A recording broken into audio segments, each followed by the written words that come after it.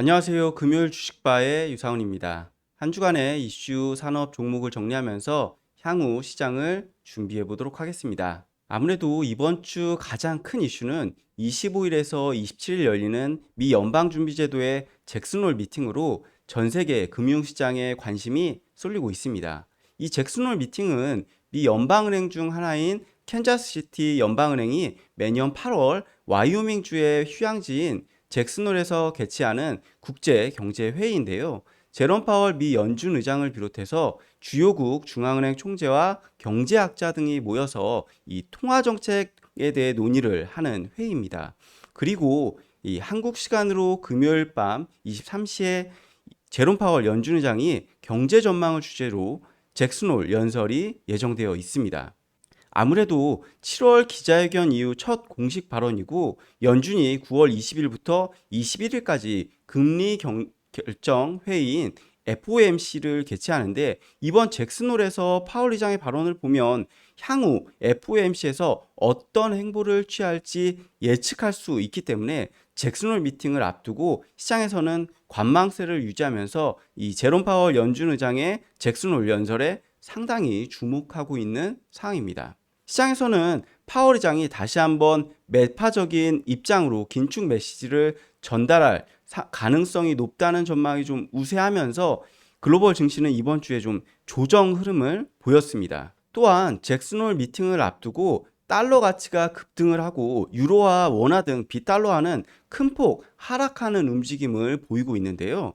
최근에는 강달러가 심해서 킹달러라고 좀 표현을 하고 있습니다.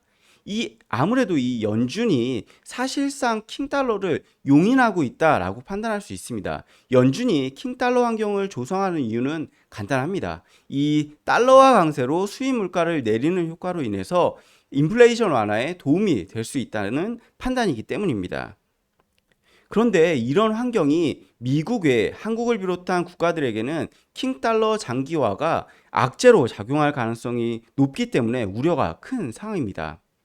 당장 자본 유출 우려도 나올 수 있고요. 국내 수입 물가 상승에 따라서 소비자 물가 상승 압박도 커질 수 있기 때문입니다. 따라서 달러화에 대한 흐름과 파월 의장의 발언 수위에 따라서 향후 글로벌 금융시장의 변동성이 좀 커질 수 있기 때문에 상당히 이 파월의 잭슨홀 연설에 주목할 필요가 있다라고 판단하고 있습니다. 다음 주제는 지난 금요일 주식바에서도 언급해드렸던 태조 이방원이라는 표현으로 요약된 산업들이 이번 주에도 강세를 보이면서 시장의 조정 흐름 속에서도 주도주의 역할을 하는 상황입니다.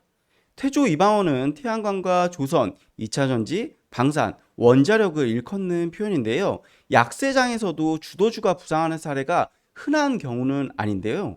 이 태조 이방원 산업이 부각된 이유는 일단 경기 둔화가 우려되는 상황에서도 글로벌 정책과 정치적인 이슈로 투자가 가속화될 수 있다는 부분이 강세 요인으로 판단이 됩니다. 러시아 우크라이나 전쟁으로 인한 에너지 안보와 기후위기 대응, 탄소 중립으로 인한 에너지 전환, 그리고 미국의 인플레이션 감축 법안과 유럽의 리파워 EU 정책 관련해서 태양광, 조선, 2차전지 원자력 산업이 주목을 받고 있습니다. 지난 방송에서 이들 산업 관련해서 설명을 좀 드렸기 때문에 이번 방송에서는 따로 설명을 드리지는 않도록 하겠습니다. 이 태조 이방원 산업 중에서 방위산업 관련주들이 금주에 특히 강세를 보이는 모습을 보였는데요. 최근 국내 방산 기업들이 지속적으로 글로벌 수주를 발표하면서 방산주들의 주가가 신고가를 기록하고 있는 상황입니다. 또한 수출 기업들은 이 환율 효과로 인해서 이익 개선 효과도 상당히 기대가 되는 상황입니다. 방위산업은 러시아 우크라이나 전쟁으로 시장에서 부각이 되기 시작을 했지만 러시아 우크라이나 전쟁 이전부터 글로벌 국가들이 국방력 강화 움직임은 이미 시작되고 있었습니다. 특히 기술의 발전으로 인해서 첨단 기술이 방위산업에 적용이 되면서 기술 혁신을 통해서 국방력 강화에 적극적인 투자를 하고 있는 상황인데요. 여기에 러시아 우크라이나 전쟁으로 인해서 유럽 지역 내 나토 국가들이 이 적극적으로 국방 예산 증가가 큰 폭으로 늘어나고 있는 상황입니다. 아무래도 최근 정치적 이슈로 이슈 때문에 과거 러시아나 중국 방산 제품 수입이 줄면서 유럽산 제품, 방산 제품들에 비해서도 이 경쟁력을 갖춘 국내 방산 기업들의 제품, 장비들이 주목을 받고 있는 상황입니다. 먼저 국내 대표 방산 기업인 하나 에어로스페이스는 최근 하나 방산 부분을 인수하고 자회사 하나 디펜스를 합병할 예정입니다.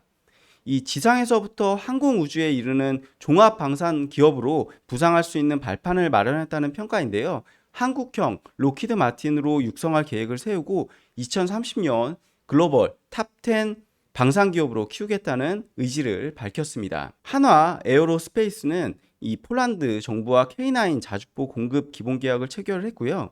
한국산 장갑차 레드백의 호주 수출 기대감도 유효한 상황입니다.